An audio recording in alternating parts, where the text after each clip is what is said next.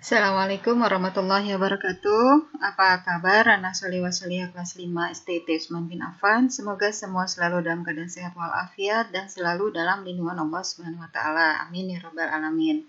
Ingat, pandemi belum berakhir, biasakan mematuhi protokol kesehatan dan menjauhi kerumunan.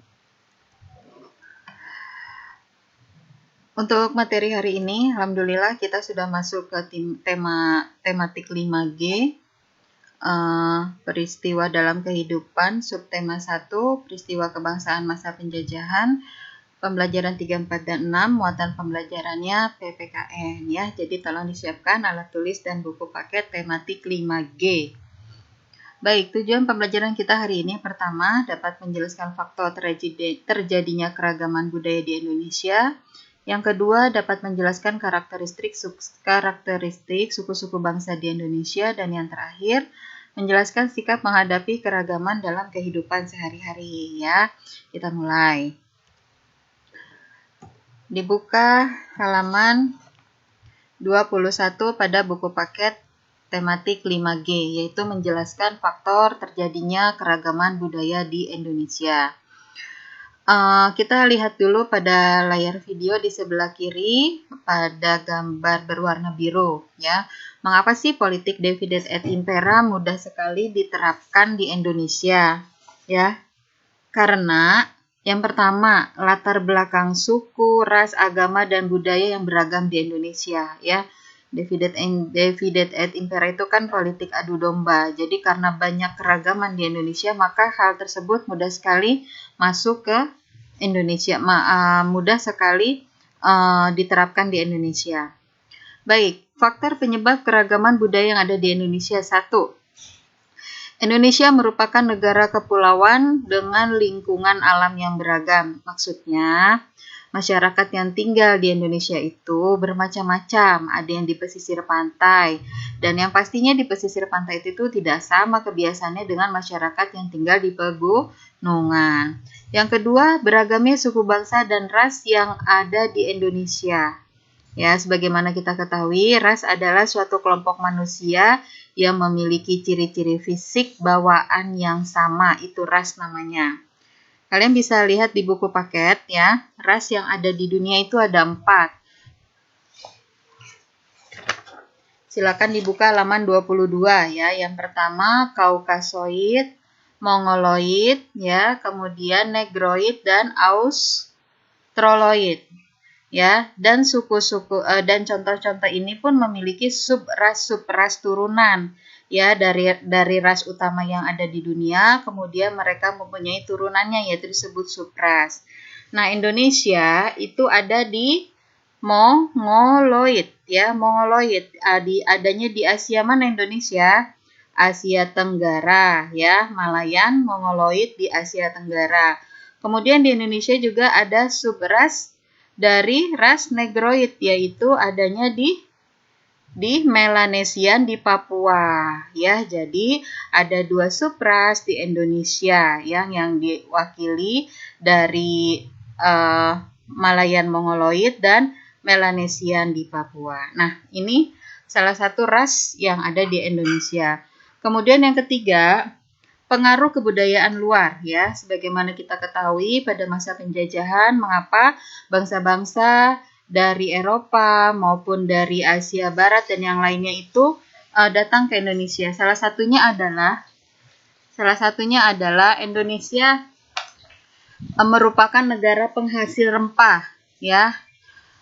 Di sini banyaknya pedagang yang ingin berdagang ke Indonesia. Di antaranya ada Gujarat, Persia, Arab, dan Tiongkok ya. Kemudian dari Eropa ada Portugis, Spanyol, Belanda, dan Inggris. Nah, mereka juga memberikan kontribusi yang banyak sekali terhadap pengaruh kebudayaan di Indonesia yang akhirnya nanti bersatu dan menciptakan budaya yang baru dan menetap di Indonesia. Kemudian menjelaskan karakteristik suku-suku bangsa di Indonesia ya. Kalau tadi rasnya udah, kalau suku kita membicarakan tentang karakteristik atau ciri-ciri khusus pada suku tertentu di Indonesia. Banyak sekali suku di Indonesia ya, ratusan ya. tidak bisa dijelaskan satu persatu. Ada hal-hal yang dapat membedakan antar suku bangsa. Yang pertama adalah perbedaan bahasa, ya, perbedaan fisik dan perbedaan adat istiadat. Bahasa dalam satu kelas saja, kalian di kelas 5 itu mungkin ada 4 bahasa atau 5 bahasa. Ada yang dari bahasa Jawa, bahasa Sunda, bahasa mungkin ada orang Padang, ya, bahasa Padang. Kemudian ada dari mana lagi? Dari Aceh, ya, dari Bima, dari NTB. Kemudian ada dari Betawi juga, ya, itu perbedaan bahasa. Secara fisik juga tidak sama orang Bima dengan orang Aceh, ya. Kemudian orang Jawa dengan orang Sumatera, ya kan? Itu juga pasti ada perbedaan yang sangat mencolok, ya, yang bisa dibedakan terlihat dari air mukanya. Yang ketiga, perbedaan adat istiadat, ya, adat istiadat ya kebiasaan mereka dalam kehidupan sehari-hari, ya, bisa dalam bentuk pakaian, makanan, ya, dan yang lain sebagainya. Nah, ini ada contoh di sebelah kanan bawah ada gambar, ya, beberapa perempuan menggunakan hijab, ya. Suku Bima di NTB atau Nusa Tenggara Barat yang menggunakan jilbabnya memang seperti ini, ya. Mereka langsung jadi sejenis sarung tapi langsung digunakan, ya, awal penggunaan jilbab atau penutup aurat karena memang mayoritas muslim di NTB menggunakannya seperti itu, ya. Dan ini ciri khas mereka. Nah, sikap kita menghadapi keragaman dalam kehidupan sehari-hari gimana? Pastinya dalam kehidupan kita tidak akan sendiri saja, suku kita saja, bahasa kita saja, tidak. Pasti dalam kehidupan sehari-hari, khususnya dalam kehidupan berwarga, bermasyarakat, ya, yang skup paling kecil di rumah, ya, dalam keluarga inti pun mungkin ada paman kita yang beda bahasa, ya kan, beda fisik, beda adat istiadat. Itu bisa terjadi, apalagi dalam kehidupan yang lebih luas, yaitu kehidupan bermasyarakat. Yang pertama kita lakukan adalah tidak mencela, tidak menghina, tidak merendahkan tradisi atau kebiasaan dalam masyarakat yang berbeda dengan kita, ya, apalagi bagi seorang muslim, ya, kita dilarang untuk merendahkan tradisi orang lain, ya. Yang kedua, mendukung setiap kegiatan tradisi masyarakat. Ingat, di sini kita hanya untuk mendukung yang yang tidak mengikuti kegiatan syirik, ya. Karena ada beberapa kegiatan tradisi di Indonesia itu marah kepada kesyirikan. Yang ketiga, tidak membedakan setiap suku bangsa, ya. Ya, Allah juga kan telah menurunkan dari bahasa, berbeda kulit, ya, berbeda di surat apa itu? Di surat Nur, ya, ayat 24 kalau tidak salah, itu Allah telah menciptakan bahasa berbagai suku bangsa, ya kan? Nah, di situ Allah sudah memberikan macam-macamnya kepada manusia di bumi.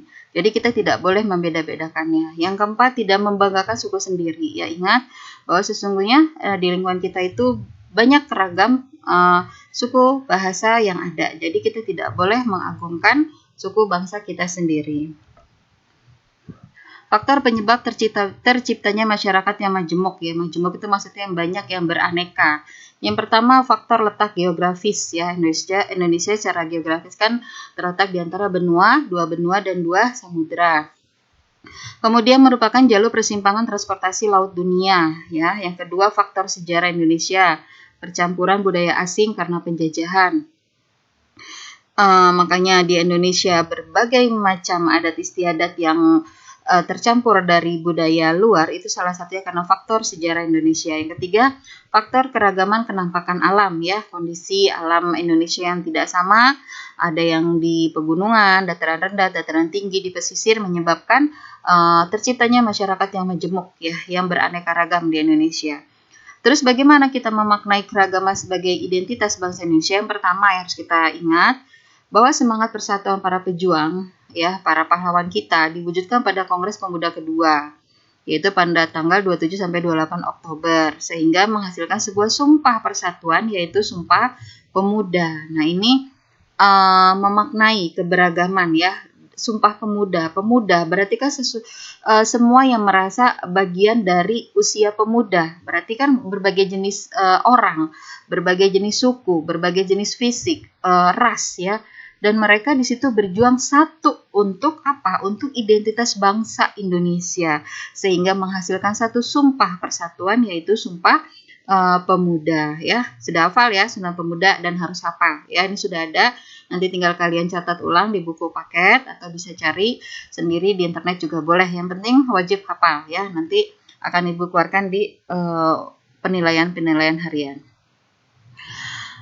Kemudian kita dapat mengembangkan sikap-sikap dan melestarikan budaya dengan melakukan hal-hal berikut. Yang pertama, berteman dengan siapa saja. Tapi ingat, sebagai seorang muslim, sekali lagi Ibu tekankan, berteman dengan yang baik. Ditambahkan berteman dengan siapa saja, tapi ya berteman dengan yang baik ya. Menerima dan menghargai suku bangsa, budaya, adat, istiadat, dan agama. Ya, inilah Indonesia ya.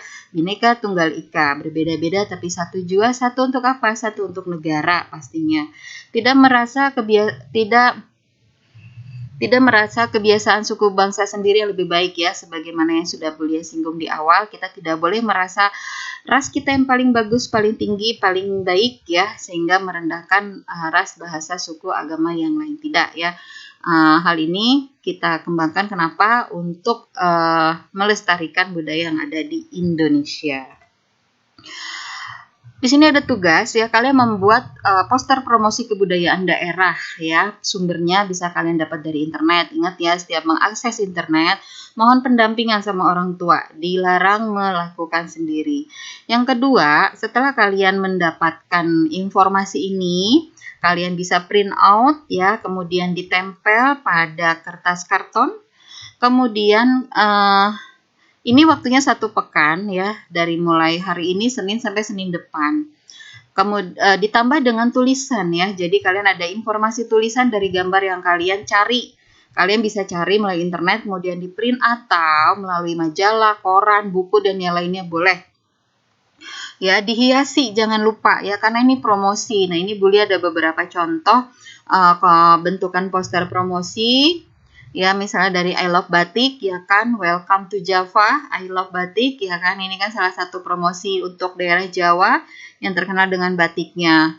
Kemudian ini ada apa ya, bukan baju adat ya, jilbab dari atau kerudung dari NTB Bima, ya kan, apa namanya, nanti kalian cari sendiri, kalian tambah tulisan.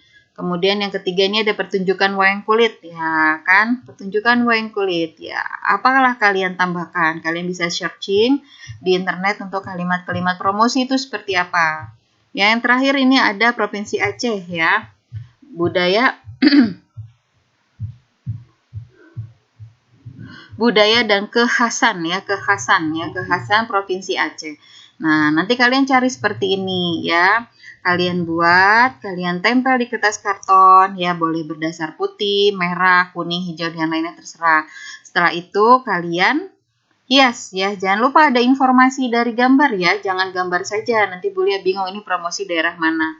Jadi selengkap mungkin informasi tulisannya. Kalau ada yang belum paham, nanti bisa ditanyakan kembali. Alhamdulillah materi hari ini sudah selesai. Biasakan bertanya, mencatat, dan mengulang materi yang Bapak Ibu guru kalian sampaikan. Sampai berjumpa di pembelajaran selanjutnya. Barakallahu fiik. Assalamualaikum warahmatullahi wabarakatuh.